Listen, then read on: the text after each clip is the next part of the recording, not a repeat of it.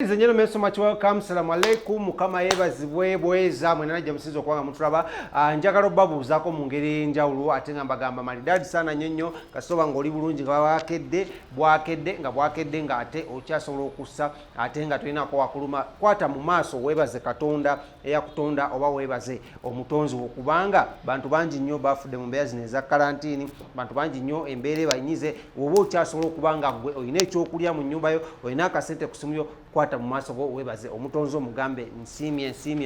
ddala nnyo. Amanya yenze King Smith nga bulijjo wano ku Celeb Jazz okubanga tusaka amawulire pokopoko kalebule afaananako ate n'ebyo bigenda mu maaso mu ggwanga lya Uganda ddala ku baserebu naye nga bannange Lawrence abayimbi abagenze eggulu bali mu kukyekola so bataddewo ne music station naye byavuddeyo si birungi naye tujja kuba tubirabaawo babagambye bagende beegatte ne Wumas tugenda kuba tugenda okubanga tukolaki tubalondoola ate mu mawulire ngaago bwe gatyo naye nga muli egemba yitidde munnange waliwo omuwala ensonga za TikTok zino zitabuse Lawrence abawala bangi nnyo bannange baganda bange basisita bange abalungi abali saidi ze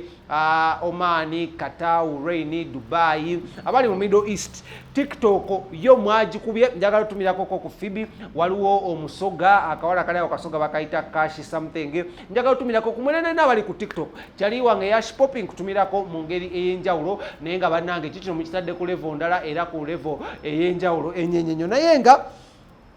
awe twagwide ku muwala asinze okuleeta obuzibu mu maka ate wa mu famire y'omwana muwala amanyiddwa nga Rema. Omuwala ono yavaayo naneko okuba ng'akola videos nga omanyi Lawrence bagamba okufaanana Siruganda naye nalabye omuwala ono ku TikTok ne mmanyirawo ne ŋŋamba singa Rema mugezi yandikutte omuwala oyo n'amuleeta n'amusasula nga waba alina emikolo mingi ye gwasindikayo n'agenda n'ayimba yeshegede naye n'agende wanayimba olanga ono omuvuka yafulumye mu katambi ka John Black ak'obuseegu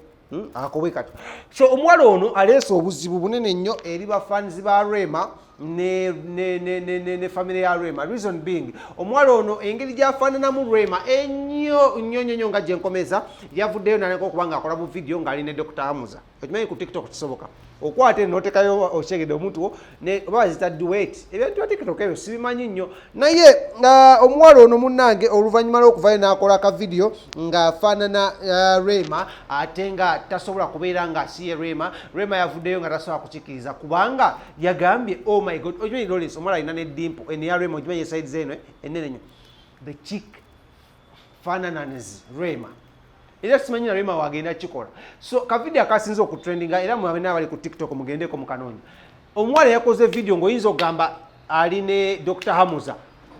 omanyi bino bya Rema byeyemuulamu naye bw'ate we yabadde ne ŋŋamba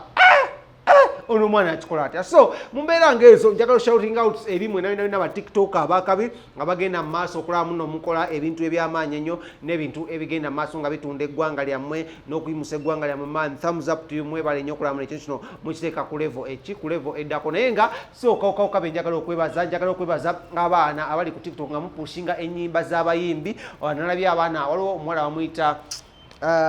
erinnya ndyerabidde yabadde mu video ya Fake Family ya Lokwe bakoze challenge y'obuzina lole sinakolanga obuzina naye nga bannange noba waliwo filters ezo ezifaananya abantu nola buli ng'afaananga barasta niye bagamba nti barasta balina emimwa eminene ani bagamba barasta balina ennyindo ennene kiwulenge nkutumiddeko nnyo ku TikTok awo baŋŋambye okyali Uganda nkunoonya wana ng'asobola okutuusa ku kiwulenge mu muntuuseeko 50 times nawe nkutumiddeko nnyo nalabye waliwo embwa ezikumanyiiraawo Lawrence odde kimanyi ku TikTok kuliko entalo waliwo yiga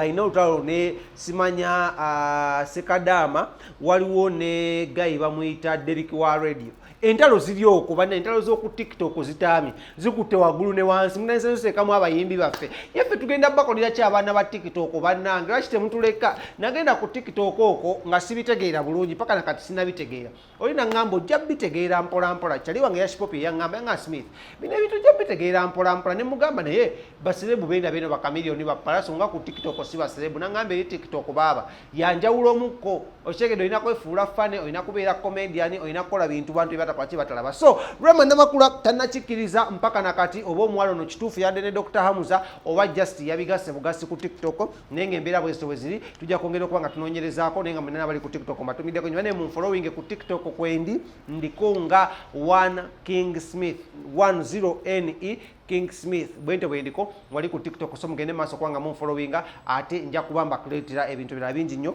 ate ku TikTok ne wana ku Celeb Jazz nyenye ku YouTube bane mwongere ku subscribinga so kambalageko ka video kono Omuwala afaanana Rema ngali ne Dr. Hamza ate tugende maaso.